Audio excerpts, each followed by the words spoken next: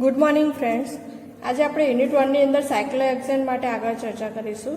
તો ક્વેશ્ચન કંઈક આનો આ રીતે આવે છે કે મોનોવિસ્થાપિત અથવા મોનોમિથાઇલ સાયક્લોહેક્સેનના કન્ફર્મેશન દોરી તેની સ્થિરતા ચર્ચો અથવા ડાયમિથાઇલ સાયક્લોહેક્સેનના કન્ફર્મેશન દોરી તેની સ્થિરતા ચર્ચો અથવા સ્થાયિત્વ ચર્ચો. જો આ રીતે ક્વેશ્ચન આવે તો શરૂઆત કરીએ કે કઈ રીતે લખી શકાશે. સૌ પ્રથમ અહીંયા આગળ સાયક્લોહેક્સેનની અંદર વિસ્થાપનની વાત થઈ છે. હવે વિસ્થાપન એટલે શું હોય એ તો આપણને ખ્યાલ છે કે કોઈ પણ કાર્બનિક સમૂહ હોય તેમાંથી કોઈ એક પરમાણુ સમૂહ નીકાળી દેવો અને તેની જગ્યાએ બીજો પરમાણુ સમૂહ દાખલ કરવો, તો તેને વિસ્થાપન કહે છે. અહીંયા આગળ સાયક્લોહેક્સેન ચક્રમાં વિસ્થાપનને મૂકવામાં આવે ત્યારે અક્ષીય સ્થિતિને સરખામણીએ તલીય સ્થિતિ લેવાનું પસંદ કરે છે. આપણને ખ્યાલ છે કે બે હાઇડ્રોજન છે, પ્રત્યેક કાર્બન સાથે સાયક્લોહેક્સેનના પ્રત્યેક કાર્બન સાથે બે હાઇડ્રોજન ગોઠવાયેલા છે. તો આ બે હાઇડ્રોજન જે છે એમાં કોઈ એક જગ્યાએ આપણે વિસ્થાપન કરીએ. અહીંયા આગળ તમે જોઈ શકો, આપણે આગળ જોયું હતું. તો અહીંયા આગળ આ એક કાર્બન છે એની સાથે બે હાઇડ્રોજન રહેલા છે. એક અક્ષીય સ્થિતિમાં હોય છે, એક અક્ષીય સ્થિતિમાં હોય છે, એક તલીય સ્થિતિમાં હોય છે. તો અહીંયા આગળ જે અક્ષીય અને તલીય એ બંનેમાંથી કોઈ પણ એકનું જ્યારે વિસ્થાપન કરીએ, ધારો કે એશ નીકાળીએ એની જગ્યાએ CH3 લાવીએ તો આ શું થયું છે? વિસ્થાપન. હવે બીજી એક બાબત એ કીધી છે કે વિસ્થાપનોને મૂકવામાં આવે ત્યારે અક્ષીય સ્થિતિની સરખામણીએ તલીય સ્થાન વધારે જોવા મળે છે. તો તલીય સ્થાન સ્થાયી હોય છે. તે કઈ રીતે? તો એ આપણે મોનોમિથાઇલ સાયક્લોહેક્સેન અને ડાયમિથાઇલ સાયક્લોહેક્સેનના સ્વરૂપો દ્વારા વિગતવાર ચર્ચા કરીએ. અહીંયા આગળ આપણો ક્વેશ્ચન જો પૂછાય કે ભાઈ મોનોવિસ્થાપિત સાયક્લોહેક્સેન માટે સ્વરૂપો દોરો અને સ્થિરતા ચર્ચો, તો એની અંદર તમારે શું લખવાનું રહેશે એ આપણે જોઈએ. આપણને ખ્યાલ છે કે એક જ કાર્બન પર બે અસમતુલ્ય સ્થાનો હોય છે કે જ્યાં વિસ્થાપિતો આવી શકે છે. આપણને ખ્યાલ છે કે એક જ કાર્બન પર બે અસમતુલ્ય સ્થાનો હોય છે. અહીંયા આગળ વાત કરી રીતે કે એક જ કાર્બન પર બે સમતુલ્ય સ્થાનો હોય છે, પરિણામે ત્યાં આગળ બે વિસ્થાપિતો આવી શકીએ છીએ. બંને એશને આપણે દૂર કરી બીજા કોઈ નવા સમૂહ દાખલ કરી શકીએ છીએ. જેમાં તલીય મિથાઇલ સાયક્લોહેક્સેન એ વધુ સ્થાયી સ્વરૂપ છે. આમ છતાં જ્યારે ચક્ર વળાંક અનુભવે ત્યારે તે અક્ષીય મિથાઇલ સાયક્લોહેક્સેનમાં પરિવર્તિત થાય છે. આમાં કીધું છે કે જે તલીય છે તે તલીય વધુ સ્થાયી છે, બરાબર. પણ જ્યારે ચક્ર વળાંક થાય ત્યારે તે શેમાં ફેરવાય છે? અક્ષીય સ્થિતિમાં ફેરવાય છે. આમ તે એકબીજામાં રૂપાંતરિત થતા હોય છે અને તેને -78 ડિગ્રી સેલ્સિયસે સ્થિર કરી શકાય છે. અહીં તલીય સ્થિતિ સૌથી વધુ પ્રમાણમાં અનુકૂળ છે, કારણ કે અક્ષી સમઘટક 1.8 કિલો કેલરી પ્રતિ મોલ જેટલો વધુ અવકાશી અવરોધ ધરાવે છે. આ કઈ રીતે? તો આપણે જોઈએ આગળ. આના સ્ટ્રક્ચર જોઈશું એટલે આપણને વધારે ખ્યાલ આવશે. તો અહીંયા આગળ મોનોમિથાઇલ સાયક્લોહેક્સેન દોરેલો છે. સાયક્લોહેક્સેનનું ખુરશી સ્વરૂપ જે વધારે સ્થાયી છે. હવે આની અંદર મોનોમિથાઇલ છે એટલે કે એક Hની જગ્યાએ CH3 દાખલ કર્યો છે. તો એક કાર્બન પર બે હાઇડ્રોજન હોય, એક અક્ષીય અને એક તલીય. ઓકે, તો આની અંદરથી એક હાઇડ્રોજન નીકાળી આની જગ્યાએ CH3 દાખલ કર્યો છે. હવે જ્યારે ઇક્વિટોરિયલ પોઝિશન હોય અને અહીંયા આગળ કીધું, આપણે આગળ વાત કરી રીતે કે તલીય સ્થાનમાં લેવાનું વધારે પસંદ કરે છે. પણ અહીંયા આગળ જ્યારે રિંગ ફ્લિપ થાય ત્યારે તેની અંદર કોઈ એક સમય એવો આવે છે કે તલીય સ્થાન એ અક્ષીય સ્થાનમાં ફેરફાર અનુભવે છે અને આમ તે એકબીજામાં પરિવર્તિત થતા રહે છે. એટલે કે તલીય અને અક્ષીય આ બંને જોવા તો મળે જ છે, એને -78 ડિગ્રી સેલ્સિયસે સ્થાયી કરી શકાય છે. પણ અહીંયા આગળ કીધું છે કે અક્ષીય સ્થાન છે એ કેટલું વધારે ઉર્જા ધરાવે છે? 1.8 કિલો કેલરી પ્રતિ મોલ જેટલી વધારે ઉર્જા ધરાવે છે. પરિણામે તે કેવું છે? પરિણામે તે અસ્થાયી છે અને તલીય સ્થાન સ્થાયી છે. હવે આટલી ઉર્જા કઈ રીતે અક્ષીય સ્થાનમાં આવે છે? તો એના માટે કીધું છે કે અહીંયા આગળ 1,3 દ્વિઅક્ષીય આંતરક્રિયા થાય છે. 1,3 દ્વિઅક્ષીય આંતરક્રિયા થાય છે. એટલે કે જ્યારે મિથાઇલ સમૂહ અક્ષીય સ્થિતિમાં હોય, અહીંયા આગળ અક્ષીય સ્થિતિમાં હોય ત્યારે 3 કાર્બન દૂર રહેલા હાઇડ્રોજન વચ્ચે અવકાશી અવરોધ જોવા મળે છે. અહીંયા આગળ ધારો કે અહીંયા અક્ષીય સ્થિતિમાં CH3 છે, તો એનાથી ત્રીજા કાર્બન પર જે હાઇડ્રોજન હોય, પહેલો, બીજો અને ત્રીજો, આ ત્રીજા કાર્બન પર જે હાઇડ્રોજન હોય તેમની વચ્ચે અવકાશી અવરોધ જોવા મળે છે. અને આ પ્રકારની અપાકર્ષણીય અસરને 1,3 દ્વિઅક્ષીય આંતરક્રિયા કહે છે, જે અક્ષીય મિથાઇલ સાયક્લોહેક્સેનમાં જોવા મળે છે. અને અક્ષીય મિથાઇલ સાયક્લોહેક્સેનમાં જોવા મળતી હોવાને કારણે તેની જે ઉર્જા છે એ વધારે જોવા મળે છે. બીજું કીધું છે કે જે આંતરક્રિયા છે, આવી અવકાશીય આંતરક્રિયા છે, પ્રત્યેક આંતરક્રિયા 0.9 કિલો કેલરી પ્રતિ મોલ શક્તિ ધરાવતા બ્યુટેનમાંના ગ્યુસ આંતરક્રિયાને બરાબર હોય છે. એટલે કે આપણે આગળ તો કહી દીધું કે ભાઈ CH3 છે એના ત્રીજા કાર્બન પર રહેલા હાઇડ્રોજન સાથે આંતરક્રિયા કરે છે અથવા અપાકર્ષણ અનુભવે છે અથવા અવકાશી અવરોધ અનુભવે છે. પણ આ જે આંતરક્રિયા છે એ કેટલી છે તો કે 0.9 કિલો કેલરી પ્રતિ મોલ જેટલી છે. કેટલી છે? 0.9 કિલો કેલરી પ્રતિ મોલ જેટલી શક્તિ છે. આ શક્તિ કોના જેટલી છે તો કે બ્યુટેનમાંના ગ્યુસ આંતરક્રિયાને બરાબર હોય છે. હવે આના માટે આપણને બ્યુટેનની ગ્યુસ આંતરક્રિયા આપણને ખ્યાલ હોવો જોઈએ. તો કે ગ્યુસ સ્ટ્રક્ચર કઈ રીતે દોરી શકાશે બ્યુટેનનું, અથવા એની આંતરક્રિયા કયા પ્રકારે છે? તો અહીંયા આગળ કે સૌપ્રથમ ગ્યુસ સ્ટ્રક્ચર દોરીએ, બ્યુટેનનું સ્ટ્રક્ચર, તો આ પ્રકારે આવશે. હવે આની અંદર આ જે ડોટેડ કાર્બન, એના 3 હાઇડ્રોજન, એક CH3 આવશે અને H, અને એ જ પ્રકારે બીજો કાર્બન જેમાં 2 H અને એક CH3. તો આ જે છે એ બ્યુટેનનું કયું સ્ટ્રક્ચર છે? ગ્યુસ, અથવા ઇંગ્લિશમાં આ રીતે લખાશે સ્ટ્રક્ચર છે, ગ્યુસ સ્ટ્રક્ચર. ઓકે. આની અંદર જે CH3 છે એની વચ્ચે 60નો ખૂણો છે, અને અહીંયા આગળ હાઇડ્રોજન છે, પહેલો આ જે હાઇડ્રોજન છે એની વચ્ચે અપાકર્ષણ અનુભવે છે. એ અપાકર્ષણની જે શક્તિ છે એ કેટલી છે? અપાકર્ષણના કારણે તે 0.9 કિલો કેલરી પ્રતિ મોલ છે. પરિણામે આ ગ્યુસ સ્ટ્રક્ચર ધ્યાનમાં રાખજો. આટલી ઉર્જા એના સ્ટ્રક્ચર જેટલી આંતરક્રિયા હોય છે.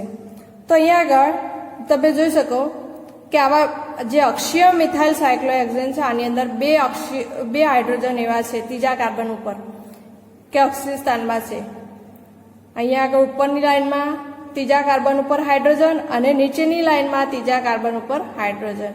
તો આ જે છે CH3H આંતરક્રિયા કેટલી છે? 0.9, 1H 1CH3, 0.9 કિલો કેલરી પ્રતિ મોલ, અને 1H 1CH3, 0.9 કિલો કેલરી પ્રતિ મોલ. તો આ રીતે અહીંયા આગળ અક્ષીય સ્થાનની અંદર ટોટલ 1.8 કિલો કેલરી પ્રતિ મોલ જેટલી ઉર્જા જોવા મળે છે. અને આમ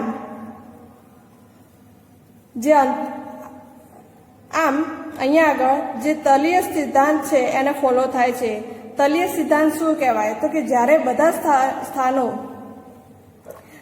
બધા સ્થાનો શક્ય હોય ત્યારે કોઈપણ વિસ્થાપન ઓછી અવકાશી અવરોધ ધરાવતા તલીય સ્થાનમાં ભરાવાનું પસંદ કરે છે.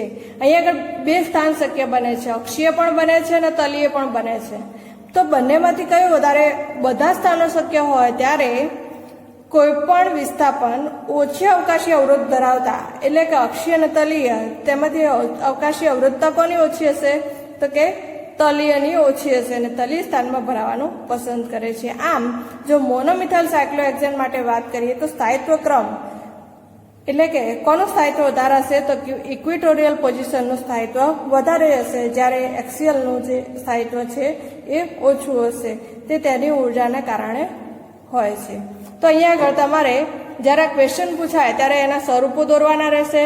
સ્વરૂપો દોર્યા બાદ કે તેની અંદર કયા સ્થાયી છે એ બાબત ચર્ચા કરવાની રહેશે. જો સ્થાયી છે તો શા માટે સ્થાયી છે, અને અસ્થાયી છે તો શા માટે અસ્થાયી છે, આ બાબત અહીં આગળ દર્શાવવાની રહેશે. ઓકે. તો આ મોનોમિથાઇલ સાયક્લોહેક્સેન માટે વાત થઈ. હવે એના સિવાય ડાયમિથાઇલ સાયક્લોહેક્સેન માટે વાત કરીએ કે ડાયમિથાઇલ સાયક્લોહેક્સેનની અંદર અહીંયા આગળ 3 સ્ટ્રક્ચર આપેલા છે, 3 બંધારણ આપણે જોવાના છે. 1,4 ડાયમિથાઇલ સાયક્લોહેક્સેન, 1,4 ડાયમિથાઇલ સાયક્લોહેક્સેન. અહીંયા આગળ બધું પ્રિપેર છે, તૈયાર છે, તમારે ફક્ત ધ્યાન આપવાનું છે. તો 1,4 ડાયમિથાઇલ સાયક્લોહેક્સેનની અંદર સ્વરૂપો કઈ રીતે દોરી શકાશે? તો સૌપ્રથમ પહેલા તો ખુરશી સ્ટ્રક્ચર આપણને દોરતા આવડે છે. ખુરશી સ્ટ્રક્ચર દોરી દીધું. ઓકે, ખુરશી સ્ટ્રક્ચર દોરાઈ ગયા બાદ આપણે ચોથા નંબર ઉપર 1, 2, 3, 4 ચોથા નંબર પહેલા અને ચોથા પર વિસ્થાપન બતાવવાનું છે. ડાયમિથાઇલ કીધું છે, બંને CH3 દાખલ કરવાના છે. તો અહીંયા આગળ 4 શક્યતાઓ રહે છે. કઈ રીતે? તો પહેલું જે છે કે આપણે પહેલા અને ચોથા બંનેમાં ઇક્વિટોરિયલ પોઝિશન રાખીએ. પહેલા અને ચોથા બંનેની અંદર ઇક્વિટોરિયલ પોઝિશન રાખીએ. પહેલા અને ચોથા બંનેની અંદર ઇક્વિટોરિયલ પોઝિશન રાખીએ. ઓકે, દેખાય છે તમને? જો પહેલો, બીજો, ત્રીજો અને ચોથો ઇક્વિટોરિયલ પોઝિશન રાખે છે. બરાબર. હવે અહીંયા આગળ જે બંને જે છે, આ જે સમઘટક બને છે ટ્રાન્સ સમઘટક તરીકે આપણે ઓળખીએ છીએ. અને અહીંયા આગળ બંને ઇક્વિટોરિયલ પોઝિશન છે, જેમાં એક ઉપરની તરફ અને એક નીચેની તરફ છે. બરાબર. આ જે છે ઉપરની તરફ છે, આ જે નીચેની તરફ છે. તો આ સ્વરૂપ 1 ની વાત કરી. બરાબર. હવે સેમ જ્યારે આની અંદર ફ્લિપ થશે, રિંગ ફ્લિપ થશે, ત્યારે જે તલીય સ્થાન હશે અક્ષીયમાં ફેરવાશે. પરિણામે બીજું સ્વરૂપ અસ્તિત્વ ધરાવશે. આ જે બીજું જે સ્વરૂપ છે એ પણ કેવું છે? ટ્રાન્સ સમઘટક છે. બરાબર. તેમાં 2 અક્ષીય સ્થાનો આવેલા છે. તો 2 અક્ષીય સ્થાનો, પહેલા ઉપર અક્ષીય સ્થાન CH3 માં અહીંયા બતાવ્યું છે અને ચોથા ઉપર CH3 એક્સિયલ સ્થાન બતાવ્યું છે. ઓકે, સૌપ્રથમ પહેલા તમારે સ્વરૂપો દોરવાના છે અને એના વિશે લખવાનું છે. ઓકે, હવે એના પછી વાત કરીએ તો એના પછી આવશે એક અન્ય સમઘટક જે સિસ સમઘટક છે. અહીંયા આગળ જે સિસ અને ટ્રાન્સ સમઘટકો છે એકબીજાના ડાયસ્ટેરિયોમર્સ છે, એટલે અથવા અપ્રતિબિંબી સ્વરૂપો છે. બરાબર. એટલે કે તેઓને સાદી પ્રમાણીય પ્રક્રિયાથી સરળતાથી એકબીજામાં આંતર પરિવર્તન કરી શકાતા નથી. જો તમે જોઈ શકો કે ટ્રાન્સ સમઘટકની અંદર ઇક્વિટોરિયલ અને એક્સિયલ રિંગ ફ્લિપ દ્વારા એકબીજામાં આંતર પરિવર્તન થાય છે, પણ સિસ અને ટ્રાન્સ આનું કોઈ આંતર પરિવર્તન થતું નથી. હવે સિસ સમઘટકમાં ગોઠવણી કઈ રીતે હશે? તો સિસ સમઘટકની અંદર 2 સ્વરૂપો છે, 3 અને 4. એની અંદર એક એક્સિયલ પોઝિશન રાખી છે, પહેલાની અંદર એક્સિયલ પોઝિશન રાખી છે અને ચોથાની અંદર ઇક્વિટોરિયલ પોઝિશન રાખી છે. સેમ એ જ પ્રકારે પહેલાની અંદર ઇક્વિટોરિયલ અને ચોથાની અંદર એક્સિયલ પોઝિશન રાખી છે. જુઓ, એક્સિયલ પોઝિશન પહેલાની અંદર CH3. ઓકે, અને અહીંયા આગળ ચોથાની અંદર કઈ રાખી છે? ઇક્વિટોરિયલ પોઝિશન. સેમ એ જ પ્રકારે અહીંયા આગળ જે પહેલાની અંદર કઈ રાખી છે? ઇક્વિટોરિયલ CH3, અને જે ચોથો છે એની અંદર કઈ રાખી છે? એક્સિયલ. ઓકે, તો અહીંયા આગળ એક ઇક્વિટોરિયલ અને એક એક્સિયલ એ બંને વારાફરતી રાખેલું છે. તો અહીંયા આગળ આ 4 સ્વરૂપો આપણે હવે દોરી દીધા છે. હવે આપણે એનું સ્થાયિત્વ જોઈએ. તો સ્થાયિત્વ કયા પ્રકારે હશે? તો એમાં જે વાત કરીએ તો કે જે સ્વરૂપ 1 છે એની ઉર્જા કેવી હશે?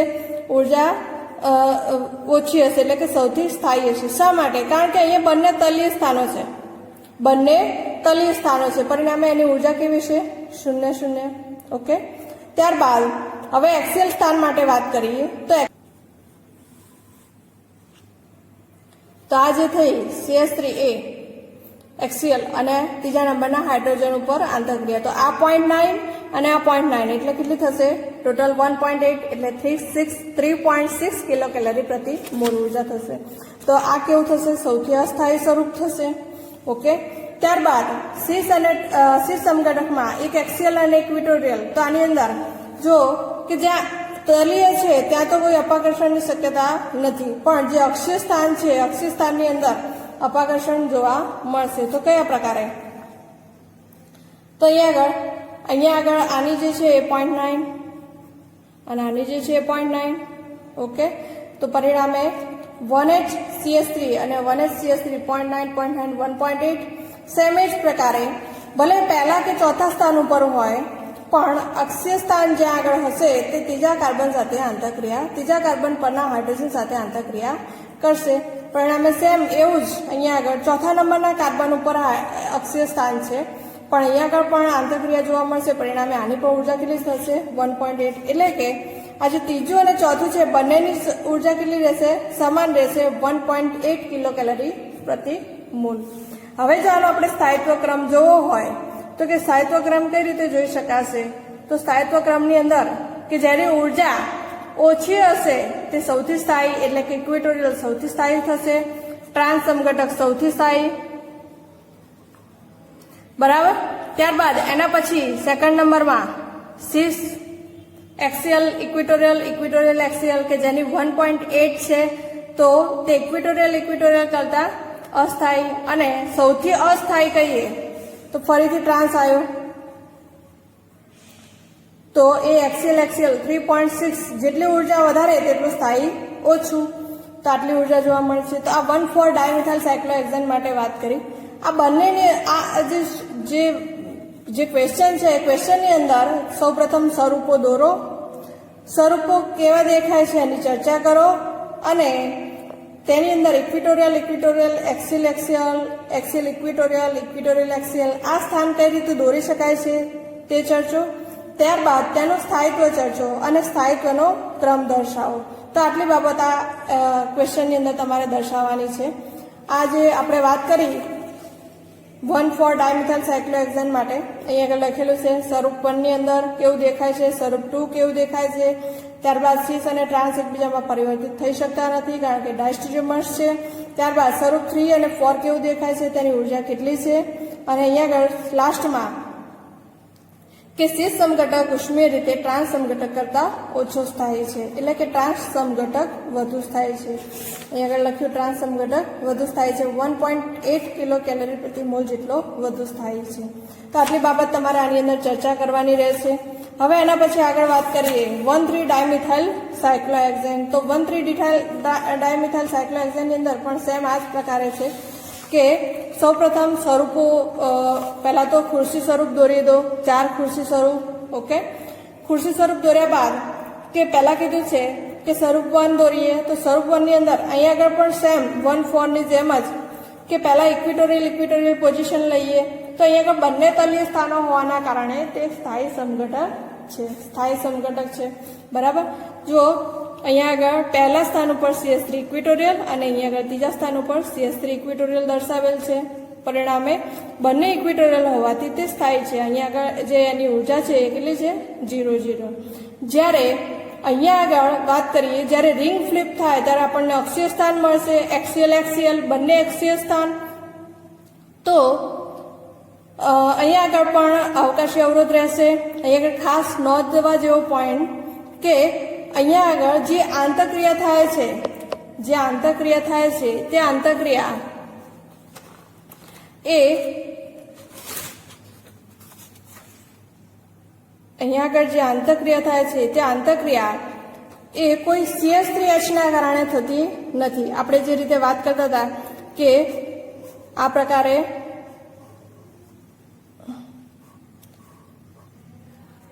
અહીંયા આગળ CS3 સ્ટ્રક્ચર છે 1, એનાથી ત્રીજા નંબરના કાર્બન ઉપર હાઇડ્રોજન અક્ષીય સ્થાન, અહીંયા ત્રીજા નંબરના કાર્બન પર હાઇડ્રોજન, અને આના ઉપર એટલે કે આ જે આંતરક્રિયા કઈ હતી CS3 અને H આ આંતરક્રિયા હતી, અને એની 0.9 કિલો કેલરી પ્રતિ મોલ જેટલી ઉર્જા હતી.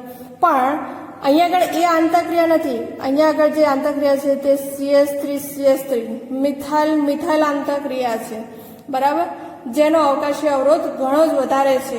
પરિણામે આ જે સ્વરૂપ છે એ સ્વરૂપ મેળવવું મુશ્કેલ છે. તેને સ્વરૂપી પૃથ્થકરણના અભ્યાસમાં અવગણવામાં આવે છે અને તેની ઉર્જા ખૂબ જ વધુ છે. ઓકે, ત્યારબાદ આની અંદર ખાસ ધ્યાન રહે. હવે જે ટ્રાન્સ સમઘટકો છે, ટ્રાન્સ સમઘટકો અહીંયા આગળ ઇક્વેટોરિયલ એક્સિયલ અને એક્સિયલ ઇક્વેટોરિયલ સ્વરૂપ છે, બરાબર. તો આના માટે વાત કરીએ તો પહેલો જે છે ઇક્વેટોરિયલ બતાવ્યો છે અને ત્રીજા પર જે છે એ એક્સિયલ બતાવ્યો છે. તો ઓબ્વિયસલી અહીંયા આગળ ત્રીજા નંબર પર જે છે જે એક્સિયલ સ્થાન છે એ તેના ત્રીજા નંબર પર રહેલા કાર્બન પરના હાઇડ્રોજન સાથે આંતરક્રિયા કરશે, અને પરિણામે તેનું જે ઉર્જા આવશે કેટલી આવશે, અહીંયા જો એક્સિયલ હોય તો 1H અને CS3 આંતરક્રિયા થશે 0.9, અને આ રીતે 2 હાઇડ્રોજન હોય તો 1.8 કિલો કેલરી પ્રતિ મોલ મળશે. સેમ એ જ પ્રકારે એક્સિયલ અને ઇક્વેટોરિયલ માટે પણ એક અક્ષીય સ્થાન હોવાના કારણે 1.8 કિલો કેલરી પ્રતિ મોલ ઉર્જા જોવા મળશે. આ જે બંને છે એ સિસ સમઘટકો છે. તો હવે આની અંદર કે સ્થાયિત્વ ક્રમ શું આવશે, તો અહીંયા આગળ સ્થાયિત્વ ક્રમ ઇક્વેટોરિયલ વધારે સ્થાયી આવશે, ઓકે, ત્યારબાદ એના બાદ આવશે એટલે કે સીસ સમઘટક આની અંદર સ્થાયી આવશે. પેલા એની અંદર 1,4 માટે ટ્રાન્સ સમઘટક સ્થાયી હતું, જ્યારે આની અંદર સીસ સમઘટક સ્થાયી છે. ઓકે, ત્યારબાદ એના પછી ટ્રાન્સ અને પાછો સીસ, એટલે કે ઇક્વિટોરિયલ એક્સિયલ અને ઇક્વિટોરિયલ એક્સિયલ 1.8 અને ત્યારબાદ સૌથી અસ્થાયી કે જેની ઉર્જા ખૂબ જ વધારે છે તે એક્સિયલ એક્સિયલ. ઓકે, તો આ રીતે આની અંદર સ્થાયિત્વ ક્રમ નક્કી થશે. તો આગળ સ્વરૂપો દોરો, તે સ્વરૂપો ચર્ચો, તેનું સ્થાયિત્વ ચર્ચો, તેની ઉર્જા ચર્ચો અને તેનું સ્થાયિત્વ ચર્ચો અને છેલ્લે સ્થાયિત્વ ક્રમ લખો. આટલી બાબતો તમારે આની અંદર એડ કરવાની રહેશે. ઓકે, આનું જે લખાણ છે એ આ પ્રકારે છે કે સ્વરૂપ 1 માટે વધારે સ્થાયી છે, બરાબર. ત્યારબાદ સ્વરૂપ 2 માટે વાત કરીએ તો કે પૃથ્થકરણના અભ્યાસમાં ભાગ નથી ભજવતો, કારણ કે અહીંયા આગળ જે છે અક્ષીય મિથાઇલ, બંને અક્ષીય મિથાઇલ છે, પરિણામે તેનો અવકાશી અવરોધ ઘણો જ વધારે હોય છે, બરાબર. ત્યારબાદ 3 અને 4 માટે વાત કરીએ તો કે એક અક્ષીય છે, પરિણામે 1.8 કિલો કેલરી પ્રતિ મોલ. અને આ ઉપરાંત બીજી એક બાબત કીધી છે કે ટ્રાન્સ 1,4 ડાયમિથાઇલ સાયક્લોહેક્સેન અને સીસ 1,3 ડાયમિથાઇલ સાયક્લોહેક્સેનને જરૂરીપણે સરખી હોવાના કારણે બંનેમાંથી એકેમાં કોઈપણ પ્રકારનો તાણ જોવા મળતો નથી. આની અંદર ઉર્જા સરખી હોવાથી કોઈપણ પ્રકારનો તાણ જોવા મળતો નથી. બંનેની ઉર્જા મોસ્ટ પ્રોબેબલી સરખી જ છે. તો આ 1,3 ડાયમિથાઇલ સાયક્લોહેક્સેન માટે વાત કરી. હવે એના બાદ પછી 1,2 ડાયમિથાઇલ સાયક્લોહેક્સેન માટે કઈ રીતે લખી શકાશે? તો સૌપ્રથમ આની અંદર પણ 4 સ્વરૂપો, 4 ખુશી સ્વરૂપ દોરી નાખો અને 4 સ્વરૂપ આપણે દર્શાવીએ. તો સૌપ્રથમ ઇક્વિટોરિયલ ઇક્વિટોરિયલ, તો ઇક્વિટોરિયલ આપણે દર્શાવીએ પહેલા અને બીજા સ્થાન ઉપર, પહેલા અને બીજા સ્થાન ઉપર ઇક્વિટોરિયલ સ્થાન દર્શાવીએ તો તમે જોઈ શકો દર્શાવેલા જ છે. પહેલા સ્થાન ઉપર ઇક્વિટોરિયલ અને બીજા સ્થાન એક નીચે છે એક ઉપર છે. આ પ્રકારે દર્શાવી શકાય છે. પરિણામે તે સ્થાયી છે. આ જે છે એ ટ્રાન્સ સમઘટક છે, બરાબર. આ જે છે ટ્રાન્સ સમઘટક છે. હવે 1,2 અને 1,4 ડાયમિથાઇલ સાયક્લોહેક્સેન એ મોસ્ટ પ્રોબેબલી બંને ઇક્વિટોરિયલ અને એક્સિયલ એક્સિયલ આ બંને ટ્રાન્સ સમઘટકો છે 1,2 ની અંદર અને 1,4 ની અંદર. એટલે બને ત્યાં સુધી બંનેની જે માળખું છે લગભગ સરખું છે. તો અહીંયા આગળ આ જે ઇક્વિટોરિયલ એ છે સ્થાયી છે. આ ઉપરાંત બીજું કે અહીંયા આગળ જે નજીક હોવા ફક્ત જે તફાવત છે, તો અહીંયા આગળ કઈ રીતે તફાવત છે? તો કે જે CS3 છે મેજર તફાવત છે.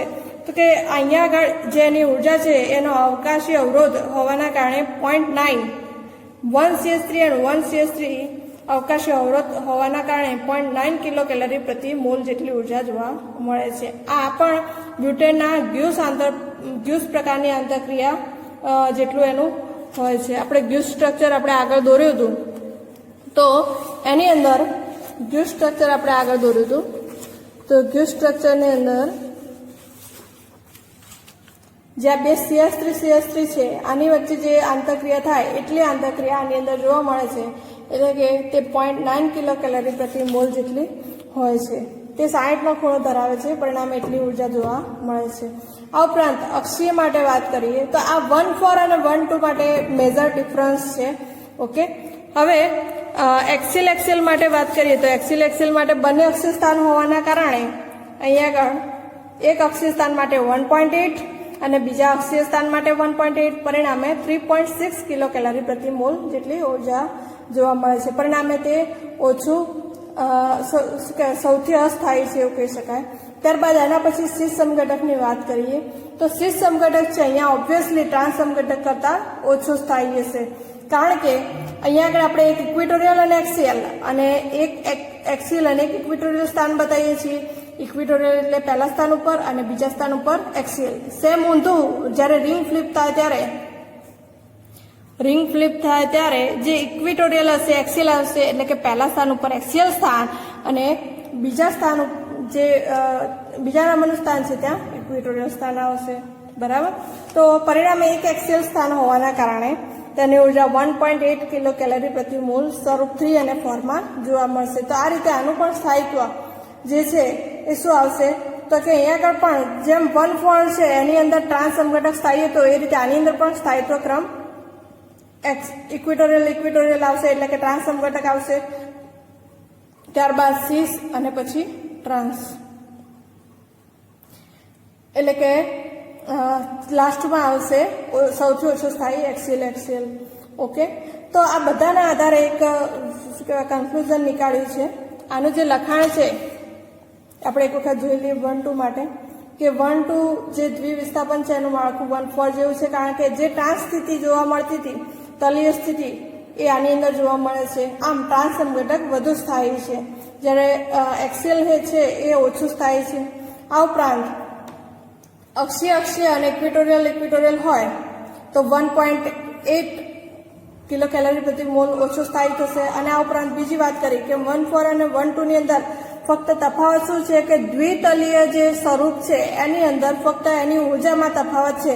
તો કે 1-4 ની અંદર 0-0 હતું, જ્યારે અહીંયા 1-2 ની અંદર એની ઉર્જા કેટલી છે 0.9. શા માટે 0.9 થઈ જાય છે? કારણ કે અહીંયા આગળ જે ગ્યુસ સ્ટ્રક્ચર છે, ગ્યુસ સ્ટ્રક્ચરની અંદર 60 ડિગ્રીનો હોવાથી જે બંને CH3 છે, આ બંને CH3 વચ્ચે 0.9 કિલો કેલરી પ્રતિ મોલ જેટલી ઉર્જા જોવા મળે છે આંતરક્રિયાને પરિણામે, અને પરિણામે તે અસ્થાયી બને છે. ઓકે, તો આ રીતે 1-2 કરતા 1-4 છે એ 1-4 સ્થાયી છે. 1-4 ઇક્વિટોરિયલ વધુ સ્થાયી છે, જ્યારે 1-2 ઇક્વિટોરિયલ ઓછો સ્થાયી છે ગ્યુસ બ્યુટેન પ્રકારની આંતરક્રિયાને પરિણામે. તો આટલી બાબત તમારે દર્શાવવાની રહેશે. હવે આ 1-2 માટે વાત થઈ, એના પછી એક કોમન આ ઉર્જા અને જે વિસ્થાપન છે એના આધારે સ્થાયિત્વ દર્શાવેલું છે. તો અહીંયા આગળ વિસ્થાપનનો પ્રકાર દર્શાવેલ છે 1-4, 1-3 અને 1-2. ત્યારબાદ વિસ્થાપિત સમૂહનું સ્થાન દર્શાવેલ છે અને એની ઉર્જા દર્શાવેલ છે. તો આપણે આગળ ચર્ચા કરી ચૂક્યા છીએ, પણ આની અંદર જાણવા જેવું શું છે તો કે આપણે જે વાત કરી કે સૌથી વધારે સ્થાયી કયું હશે, તો કે 1-4 ની અંદર ઇક્વિટોરિયલ સ્થાયી હશે. ઓકે, ત્યારબાદ 1-3 ની અંદર સ્થાયી કયું હશે તો સેમ ઇક્વિટોરિયલ જ, બરાબર, પણ શીર્ષ સમઘટક છે. શીર્ષ સમઘટક વધુ સ્થાયી છે, જ્યારે 1-4 ની અંદર ટ્રાન્સ સમઘટક વધુ સ્થાયી છે. અહીંયા આગળ બંનેની ઉર્જા 0-0 છે. અને 1-2 ની અંદર પણ જો સ્થાયી કહીએ તો ટ્રાન્સ સમઘટક છે એ બરાબર 0, ઇક્વિટોરિયલ એ શું આવશે, એ અહીંયા આગળ ઉર્જા બતાવે છે 0.9 કિલો કેલરી પ્રતિ મોલ. તો આ વધારે સ્થાયી છે. પણ જો આ બંનેની કમ્પેર કરીએ, ટ્રાન્સમાં બંનેની કમ્પેર કરીએ તો 1-4 અને 1-2 આમાંથી સ્થાયી કયો થશે તો 1-4 સ્થાયી થશે. ઓકે, તો આ રીતે આનો સ્થાયિત્વનો ક્રમ દર્શાવી શકાય છે. ઓકે, તો આ માહિતી તમને ઉપયોગી થઈ રહેશે. આટલે સુધી રાખીએ. Thank you.